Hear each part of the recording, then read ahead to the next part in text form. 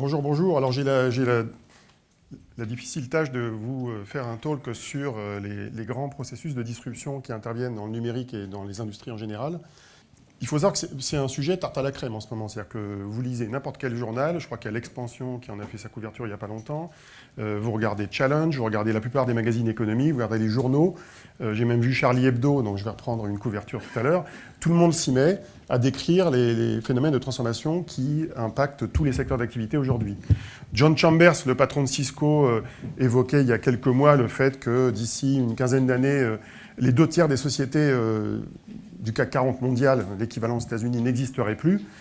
Il oubliait de préciser si c'était le cas de Cisco ou pas d'ailleurs, parce que Cisco ne va pas forcément toujours très bien. Et donc tout le monde a peur en fait. Et ça a été personnifié par cette interview de Maurice Lévy au Financial Times, donc le 14 décembre l'année dernière, qui finalement relayait la peur qu'il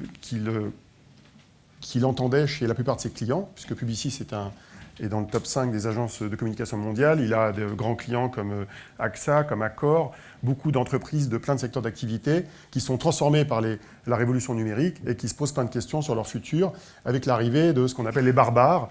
Ce terme des barbares, vous l'entendrez beaucoup dans la bouche d'un certain Nicolas Colin. Nicolas Colin, c'est quelqu'un que je vous recommande de lire aussi, qui est assez inspirant de ce point de vue-là. C'est un inspecteur des finances qui est l'un des cofondateurs de The Family, qui est un accélérateur basé à Paris et qui dispense régulièrement des formations et de l'accompagnement entrepreneurial pour les startups pour leur expliquer ce que font les barbares au sens les startups pour bouleverser des marchés existants, aussi bien ceux qui viennent des États-Unis qui sont les plus dangereux que ceux qui peuvent venir de France et d'Europe qui jouent un rôle aussi dans les disruptions du marché. Le problème, c'est qu'on est en train de mélanger plein d'expressions, et je vais essayer de faire un peu de sémantique. La disruption, c'est le terme le plus générique. La disruption des secteurs d'activité peut provenir de plein de sources différentes. Il y a des disruptions qui peuvent intervenir sans technologie.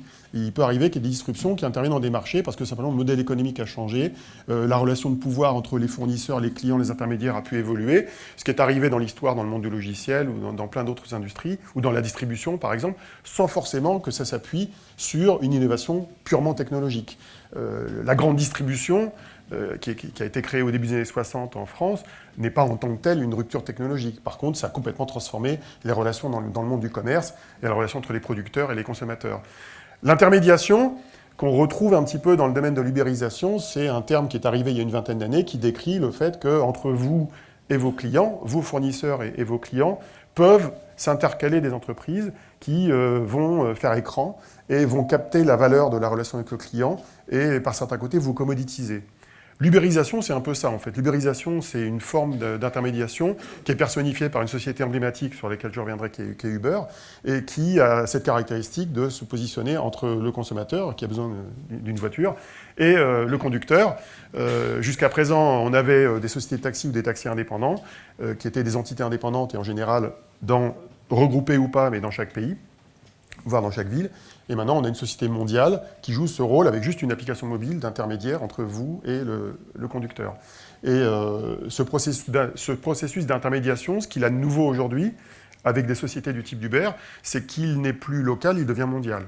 On a un acteur qui prétend, et il n'est pas le seul, hein, dans d'autres domaines, on a le cas avec Amazon pour le commerce, qui prétend devenir l'intermédiateur ultime dans un domaine d'activité et à l'échelle mondiale. Et puis je rajoute un quatrième terme qui est un petit peu plus nouveau que l'ubérisation, qui est la nestification. Je ne sais pas si vous connaissez celui-là. La nestification, ça concerne plutôt les industries manufacturières.